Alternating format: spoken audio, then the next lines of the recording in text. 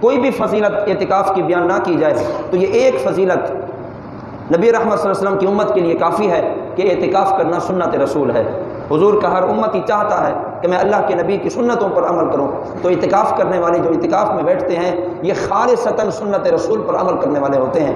صحابہ کرام کا جذبہ دیکھیں، نبی علیہ الصلوۃ والسلام کے مبارک طریقوں پر کس طرح عمل کرتے تھے۔ مقصد کوئی بھی ہو، حضور نے ایسے کیا ہے تو ہم ایسے کر کے رہیں گے۔ حضرت سیدنا عبداللہ ابن عمر رضی اللہ تعالیٰ عنہما، آپ ایک مرتبہ قافلے کے ساتھ تشریف لے کے جا رہے ہیں، آپ نے ایک مقام پر صحرا میں اپنی سواری کو چکر لگوانا شروع کر دیے۔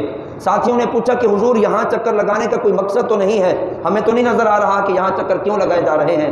حضرت عبداللہ ابن عمر رضی اللہ تعالیٰ عنہ آپ نے فرمایا مجھے بھی پتہ ہے چکر لگانے کا کوئی مقصد ہے یا نہیں ہے، لیکن میں نے اپنی سواری کو چکر اس لیے لگائے ہیں، ایک مرتبہ میں رسول کریم صلی اللہ علیہ وسلم کے ساتھ اسی طرح قافلے میں شریک تھا۔ اس مقام پر جب حضور کی سواری پہنچی، حضور صلی اللہ علیہ وسلم نے اپنی سواری کو گھمایا تھا، حضور کی سنت پر عمل کرتے ہوئے آج میں نے اپنی سواری کو گھما دیا۔ تو یہ تھے جذبہ تھا سرکار دو عالم صلی اللہ علیہ وسلم کا حضور صلی اللہ علیہ وسلم کی اتباع پر کہ جیسے حضور صلی اللہ علیہ وسلم نے کیا حضور کے غلام اسی طرح عمل کر کے رہتے تھے تاکہ نبی علیہ الصلوۃ والسلام کی مبارک یاد تازہ ہو جائے۔ تو آج بھی اعتکاف بیٹھنا، اعتکاف کرنا، یہ حضور اکرم صلی اللہ علیہ وسلم کی مبارک طریقے کو زندہ کرنا ہے، یہ سنت رسول پر عمل کرنا ہے۔ فتاوی عالمگیری میں ہے کہ اعتکاف کی خوبیاں بالکل واضح ہیں۔